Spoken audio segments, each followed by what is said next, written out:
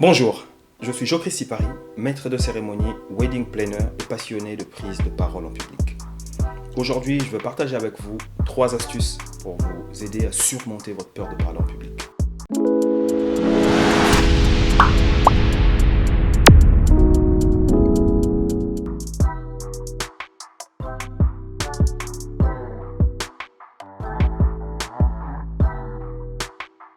Pour ceux qui me suivent déjà, vous avez certainement remarqué que je préfère parler de surmonter sa peur de parler en public plutôt que de supprimer sa peur de parler en public. Parce que tout simplement, je considère qu'on ne peut jamais définitivement supprimer cette peur de parler en public.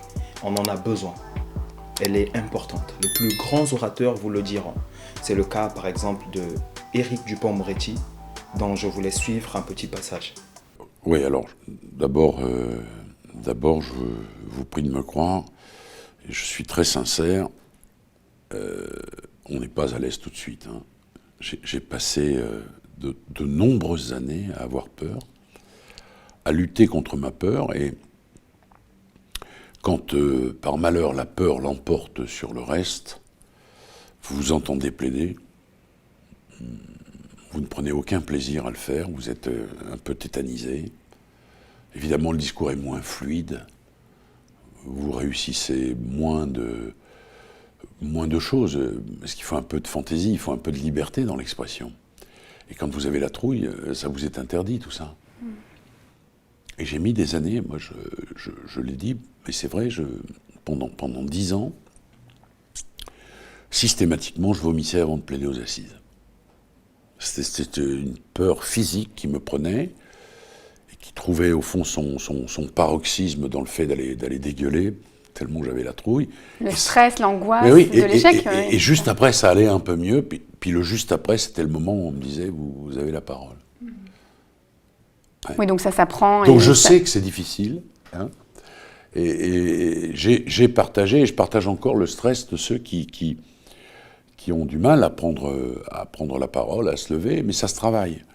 Et puis ensuite, avec le temps, alors, la peur s'estompe un peu, il en reste toujours, hein, au profit d'une plus grande liberté dans la parole, dans le choix des mots, quand vous êtes à l'aise, d'abord au fond ça se sent, hein, votre interlocuteur le sent, et vous vous permettez beaucoup plus de choses, vous êtes beaucoup plus libre. Là, vous avez quand même affaire à un garde des Sceaux, un avocat qui a une grande réputation, d'ailleurs on l'appelle acquittateur, tellement il acquitte en série.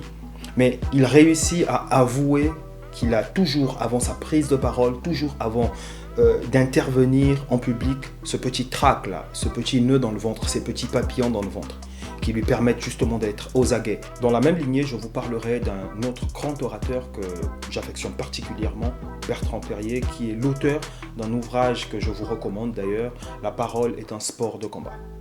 Dans ce livre et dans beaucoup d'interviews qu'il a pu donner ici et là, vous remarquerez qu'il le dit souvent, qu'il était un champion du monde, toute catégorie de la timidité. Bonjour à tous, je m'appelle Bertrand Perrier, je suis avocat et je suis là pour vous préparer au concours Eloquentia qui dans 6 semaines va élire le meilleur orateur de la Seine-Saint-Denis.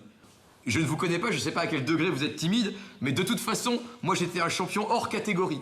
C'est-à-dire que j'étais limite de l'autisme pathologique. Et donc, de toute façon, même si vous êtes très timide, vous me faites pas peur. Comment a-t-il réussi à surmonter cette timidité, à la dompter pour devenir aujourd'hui l'un des champions du monde de la rhétorique, l'un des champions du monde de la prise de parole en public? Eh bien, c'est ce que nous allons essayer de voir donc dans cette vidéo. Je vais vous donner 3 astuces qui, je le pense, vous aideront, mais efficacement, à upgrade, à passer vraiment à une étape supérieure lors de vos différentes prises de parole en public. Peu importe ce que vous faites, je le répète assez souvent, la parole est une compétence, que dis-je, la parole est la compétence que chacun de vous doit avoir. Si vous voulez vendre, vous devez savoir présenter votre produit ou vous présenter vous-même.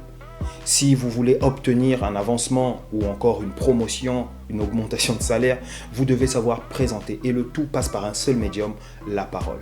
Et donc vous avez tout intérêt à savoir présenter vos idées. Et cela ne peut se faire facilement, aisément, qu'à une seule condition, celle de dompter votre peur de parler en public qui se déguise parfois en timidité. Et sans plus tarder, on va voir notre première astuce. La toute première astuce que je m'en vais partager avec vous, c'est d'instaurer un rituel. Vous en faites pas, je l'entends d'ici. Il ne s'agit pas d'un rituel ésotérique, d'un rituel spirituel, quoi que ce soit, mais il s'agit tout simplement d'avoir une habitude avant chacune de vos prises de parole en public. Avez-vous remarqué par exemple que les sportifs de haut niveau, avant chaque événement, ils ont justement un rituel. Prenez par exemple les footballeurs, avant chaque grande compétition, avant chaque match important, vous allez remarquer, pour ceux qui sont fans de football justement, que quand ils descendent de leur bus à l'arrivée au stade, chacun d'entre eux descend avec des écouteurs, un casque, et vous avez l'impression que même si c'est une équipe qui est en train de partir vers les vestiaires, mais chacun semble un peu solitaire.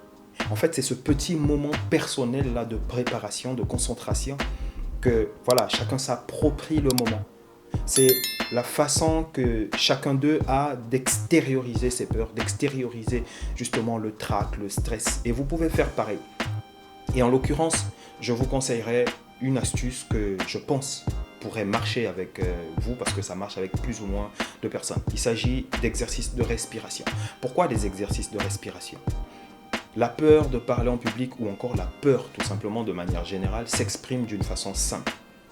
Vous allez le constater, quand vous avez peur, quand vous êtes stressé, quand vous avez le trac, eh bien ça se manifeste par une accélération du rythme cardiaque. Vous avez l'impression que votre cœur y bat beaucoup plus vite que d'habitude. Eh bien c'est ça justement, cette peur-là. Et l'idée, c'est de réguler votre respiration. C'est de ramener votre rythme cardiaque à la normale. Et pour ça, vous pouvez faire un exercice tout simple. Avant de monter sur le podium, avant d'entrer dans une salle de réunion ou avant de faire votre exposé, que sais-je, eh bien, prenez quelques minutes, isolez-vous et puis inspirez, expirez. Inspirez et expirez à nouveau le temps nécessaire jusqu'à ce que vous vous calmiez vraiment. Et ensuite, vous allez voir que ça peut déjà être un début vers une bonne solution. Après, bien sûr, il y a pas mal d'autres solutions. Si vous êtes intéressé, n'hésitez pas, écrivez-moi, faites-moi un petit mail, on pourra travailler ensemble sur ça. Si vous avez besoin d'assistance particulière, de coaching à ce niveau-là, ne vous en faites pas, je me ferai le plaisir de vous accompagner. Deuxième astuce, relativiser. Prendre la parole en public, ça n'a jamais tué personne. Sauf dans certains cas extrêmes, mais encore, il faut chercher bien longtemps. Si vous avez l'information, dites-moi. Mais en général, si vous êtes invité à prendre la parole en public, c'est parce que déjà la personne qui vous y invite vous fait suffisamment confiance. Et l'auditoire que vous avez en face de vous, dans le cas d'une conférence par exemple, ils savent que l'orateur, ce sera vous. Ils l'ont lu sur l'affiche, sur l'invitation. Donc s'ils viennent déjà, c'est qu'ils viennent pour vous écouter. Donc dans l'affaire, la seule personne qui ne vous fait pas suffisamment confiance, eh bien, c'est vous. Vous savez, le fait de réfléchir sur une potentielle mésaventure qui pourrait advenir pendant votre prise de parole, le fait d'imaginer un cataclysme parce que voilà, vous auriez mal parlé ou que votre intervention se serait mal passée, c'est déjà ça l'un des premiers nœuds du problème. Si avant de prendre la parole en public, vous êtes déjà en train d'imaginer que ça se passera mal, assurément, ça se passera mal. Relativisez. Just take it easy. Allez-y doucement, c'est pas la fin du monde. Vous allez parler, vous allez vous exprimer librement. À la fin de l'histoire, vous rentrerez chez vous et tout le monde fera pareil. Il n'y aura pas mort d'homme. Donc voilà, deuxième astuce, relativisez. Restez tranquille, restez zen et tout se passera très bien. Troisième et dernière astuce, entraînez-vous. Maîtrisez le sujet. L'une des choses qui provoque cette peur-là, ce trac avant de prendre la parole au public, en général, c'est l'ignorance de la thématique. L'ignorance totale des enjeux. Quand vous ne savez pas de quoi il faut parler et qu'il faut quand même que vous preniez la parole, c'est sûr que vous êtes en train de voguer dans le noir le plus absolu. Et c'est très dangereux. Voilà pourquoi vous devez vous donner les moyens de maîtriser le sujet au préalable. Prenez l'exemple d'un étudiant, d'un élève avant un examen. Voyez la peur, le trac que cela suscite lorsqu'il ne maîtrise pas un cours ou un thème, un sujet particulier. Eh bien, c'est cette même peur qui se manifeste chez l'orateur que vous êtes. Si vous n'avez pas fait vos devoirs au préalable, si vous n'avez pas fait des recherches, si vous n'avez pas maîtrisé votre sujet, assurément, lorsque le moment viendra de prendre la parole en public, eh bien, vous allez trembler de peur. Parce que vous appréhendez les éventuelles questions qui pourraient venir. Donc, prenez le temps de vous entraîner suffisamment.